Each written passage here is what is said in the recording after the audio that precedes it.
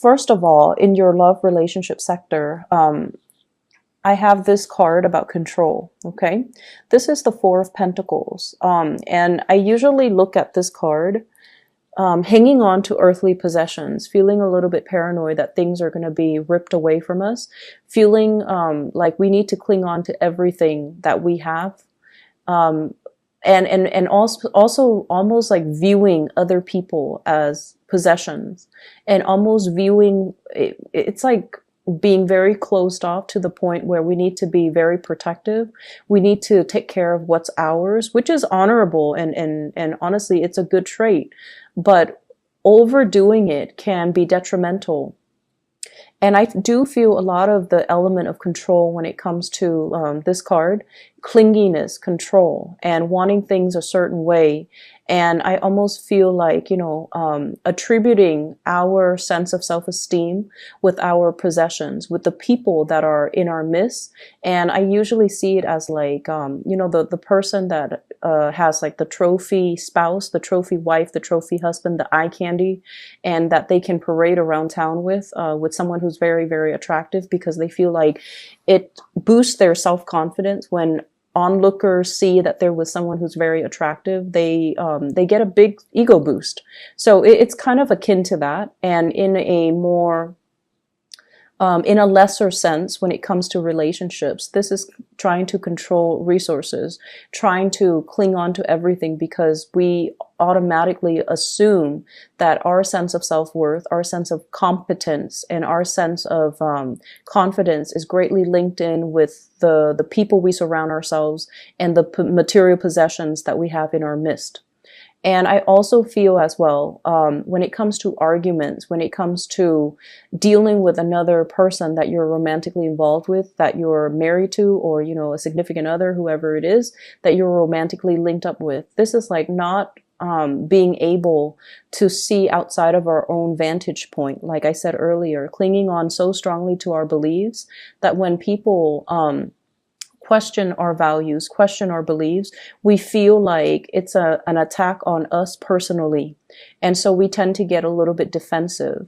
And a lot of the times, the things that we are very defensive about are things that we know to be true about ourselves. And that's why it's like touching a sore spot that we don't want to look at.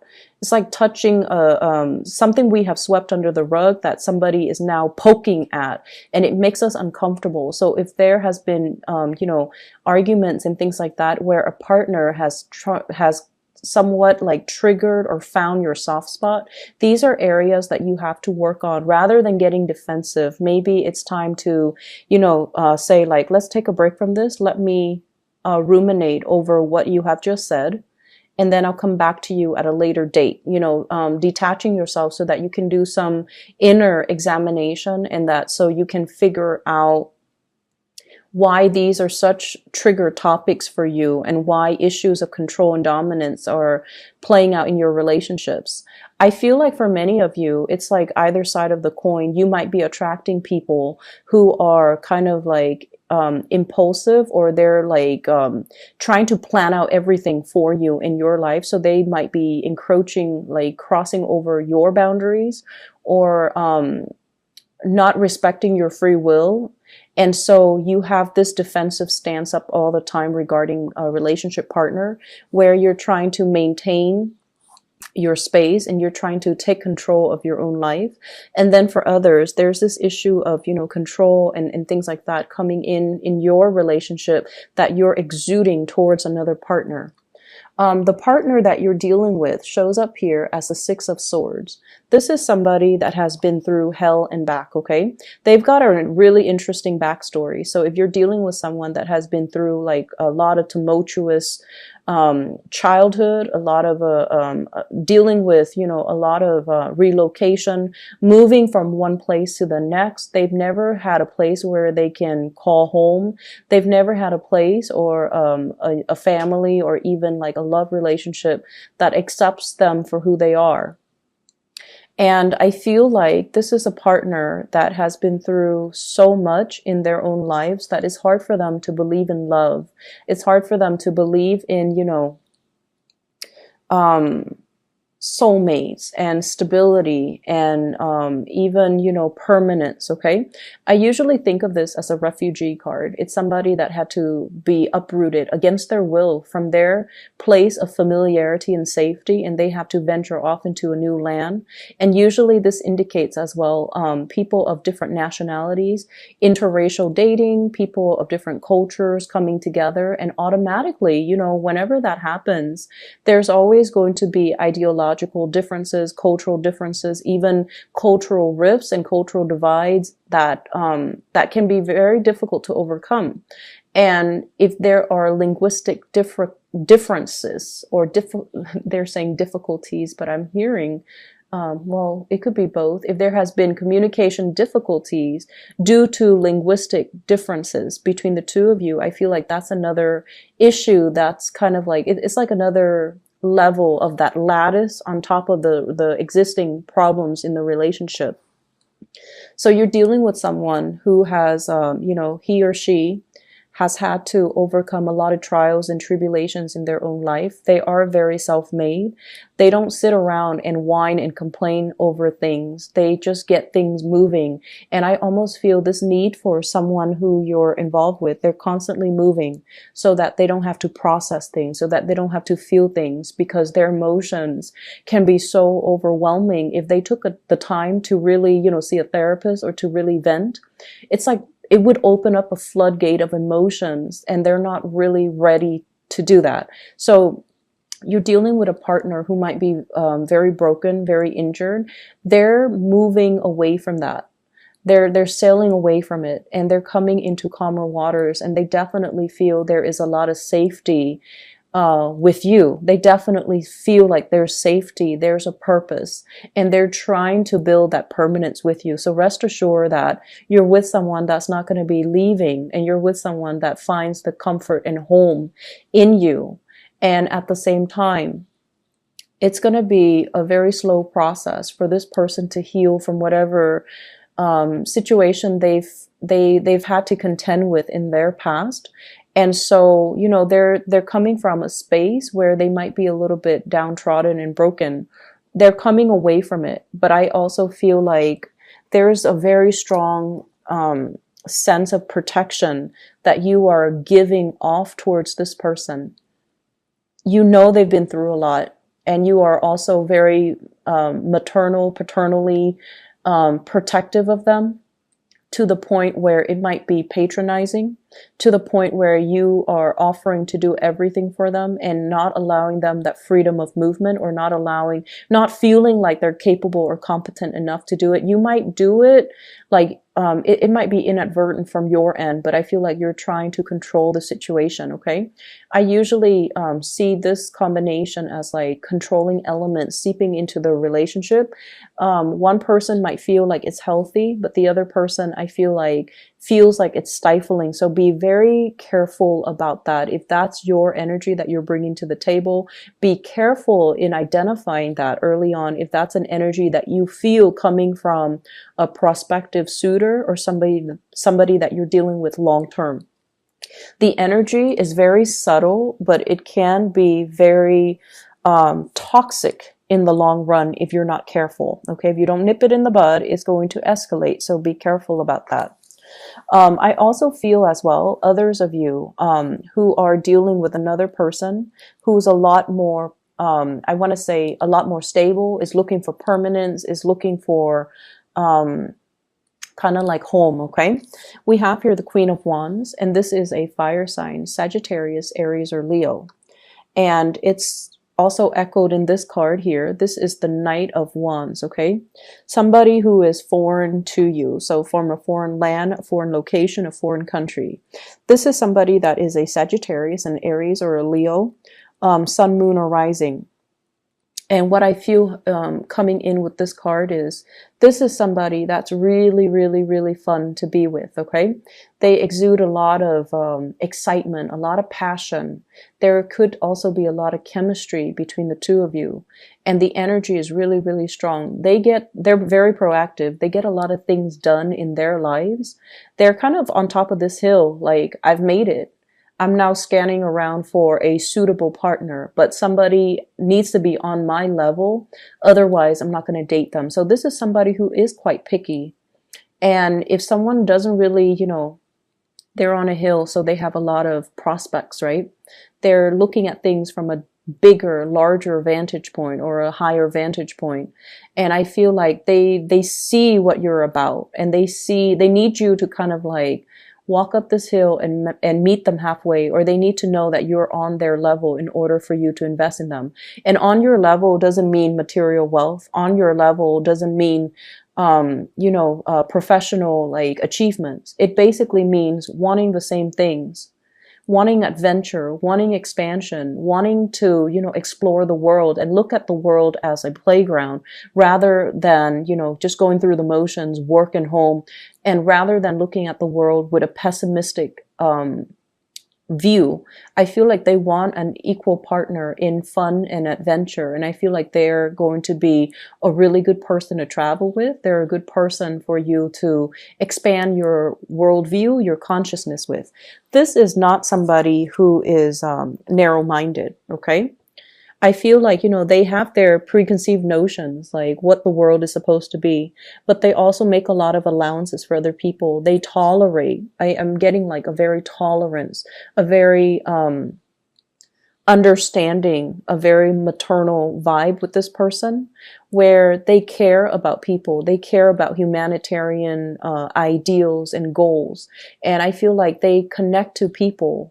Not as foreigners or like you're from this country, you're from that country, but they have this sense of collective consciousness where they see everybody as a human race, and they don't have any prejudice. They don't have any narrow-mindedness or tunnel vision when they deal with other people. And I feel like for them, there's also this innocent, trustworthy, and trusting energy that they bring to the table where they don't really believe anyone is out to hurt other people. So you might think it's naivety, but I feel like it's more giving everyone the benefit of the doubt. So you have someone that is really, it's like providing a breath of fresh air in your life and a fresh perspective. And because of that, I almost feel like they're really exciting to be around. And I feel that you are trying to build wealth with this person, okay? I have here the Ten of Pentacles. This is an escalation in the relationship. The way that this card is depicted is almost like castle in the clouds, right? Castle in the clouds, dreaming and conjuring up, this ideal family image, this sort of like a grand match between two people where the two people have the same educational level of attainment. If, for example, you have a PhD, they have a PhD. If you have a master's, they have a master's. If you have a law degree, they might be, if you're a lawyer, they might be a doctor. It's somebody who's very, very similar in professional achievements, educational achievements, someone who is a really, really good match. And for those of you who are in arranged marriages, I feel like your parents or whoever is setting you up might have somebody in mind for you who is a really, really good match. So a really suitable match for you, not just materially and professionally, but also a very good match for you on a spiritual level, and that will really allow you to grow and have a really fun relationship as well as a stable, suitable relationship. When I look at this card, I think about royalties and how back in the days, people kind of like, it's like a political marriage. But I feel like with this card and with the energies that it's wedged in between, you're meeting somebody that is a really good match for you. And I feel like there is this nesting instinct that's going to come naturally to the two of you. Okay. Nesting instincts, people assuming their specified gender roles. So even for same-sex couples, it's almost like one person will step up and assume the feminine role. The other person will automatically then assume the masculine role. So whatever that means to you in every relationship, even same-sex relationships, we kind of need to embody the yin and yang energy in order for the energy to flow well. And I feel like there's this natural affinity that you have with another person where one person embodies the yin energy and the other person that yang energy. And so things will move along very, very smoothly. And as a result of that, we're going back to the first card. This is about, relinquishing control. This is about allowing your partner the freedom and also the opportunity to step up and take control of situation, or also allowing the natural flow of who's in control and who's relinquishing, just allowing that to naturally calibrate between you and another partner, rather than forcing a connection, rather than having it a specific way. I do feel for many of you in relationships, you are at a point where you are trying to, your nesting instincts are kicking in. You are trying to build something with a relationship partner. So you might be conscious, or, a lot more aware about your spending, which is a good thing.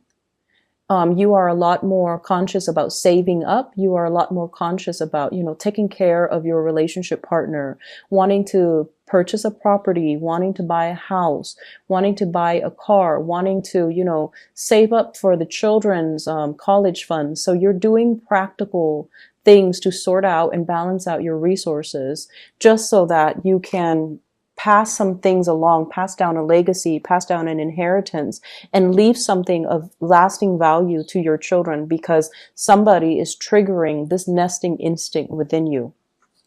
In other areas of your life, I do have a spiritual advice that's coming into the picture for you. And I feel like for some of you, and I know it's supposed to be, spiritual advice, but I'm seeing it here, so I'm just going to say it.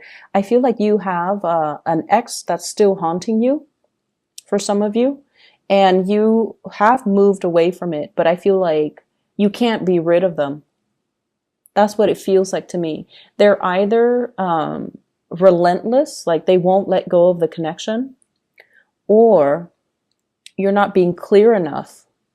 And this is something I've mentioned before many, many times for Cancerian people, especially the men, especially the Cancerian men.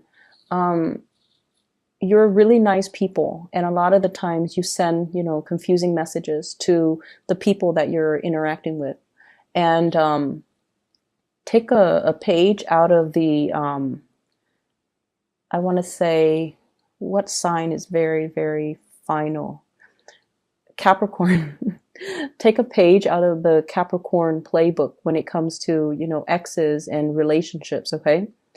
When they're done, they go silent. They don't even need to entertain that person. When they're done, Capricorns are done, they will ghost you. And you will never ever know, did the Capricorn person die? Are they okay? How could they not respond to me?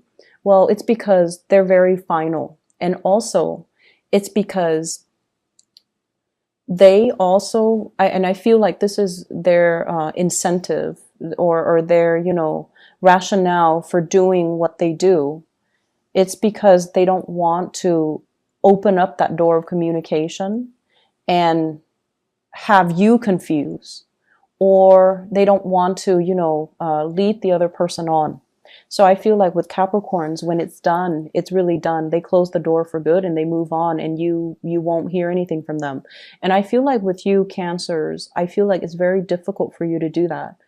And you might chalk it up to playing nice and being courteous. But what it does is that it creates hope from the other side, from the other person, that, oh, they're still talking to me. They might want me back. Maybe not now, but one day. So I'll keep knocking at that door.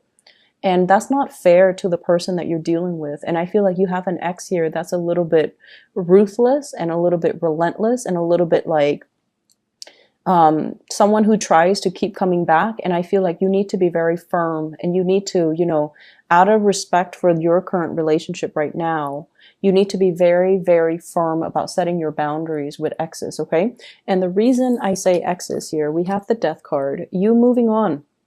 You've already decided you're going to move on. You've already physically, emotionally, mentally moved on, and somebody's coming knocking. Someone who still carries a torch for you. Someone who might have had like a very passionate one night stand, fling, relationship, even marriage with you, and they're relentless. They're pursuing you, and they don't even have to be a fire sign. I just feel their energy floating around you, and I feel like, you know, first, you were stuck in limbo, waiting on this person, waiting for things to get better. You've moved on your own. You've moved on. And I feel like you might have been waiting for them while they were going around, you know, trying to find themselves, and quote unquote on that. It's like trying to find themselves, they were like too selfish to be in a relationship. They were just like not taking you seriously while you spent a lot of time waiting around for them. And then, you know, they choose to come back and give you communication whenever they felt like it. With this Eight of Wands here, this is swift, fast communication, travel, movements, and whatnot. And I feel like, you know, when the communication was not responded in the manner that they hoped, they come out and they physically show themselves in real time, like showing themselves, and you know, you've tried to move on. So it seems like there are some lingering energies with exes and things like that, and you kind of need to let go. And I see like many of you don't have a choice. You're letting it go because it's really interfering with your current relationship, and you're trying so hard to build that up and to maintain that. And good for you for realizing and recognizing that, because I feel like the ex keeps knocking on your door, and you can't send out mixed signals. Okay. It's very, counterproductive, and energetically, it's just, it's not a wise move for you and for the other person. So lay it to rest. Other things that I am picking up from this spread here, I feel almost like for many of you, there is major contemplations about trying to get your life in order, trying to, you know, get rid of bad habits, trying to reorganize your life, and trying to get yourself in a space where you can be proud of your achievements, where you can get things moving for yourself. So I almost feel like this fire lit up under you, where you're like, okay, I need to get things done. I've been stalling. People have been stalling me, or I've been stalling. I've been kind of like on the sidelines of life, just hanging around. And, you know, there are so many things, so many dreams and aspirations, and, you know, things that I want to do, things that I want to achieve, but I've just been dangling here for quite some time. And then life, before you know it, passes you by, right? And it's sort of like, you know, how if you've been like this, right? And then you get yourself out of this situation and you turn yourself upright, you have this massive head rush, right? Like it just feels otherworldly. So I feel like that's the head rush. It's when all the information, all the realization, all the revelations coming to you all at once, and it can feel somewhat painful, somewhat disorienting, and somewhat like, time is running out. I need to get things moving. I need to get things started. And I feel like this week is all about continuing what you are doing, but doing it with a sense of urgency. And then I also feel like something is lighting a fire under you, and you're like, I need to achieve. I need to get out. I need to branch out. I need to get moving. So with this swift moving card, this is the rocket here. And I feel like, you know, you're trying to get a lot of things finished, a lot of things wrapped up, a lot of things moving from your end. And I keep seeing oxygen deprivation, like for some reason with the Hangman and also with this card.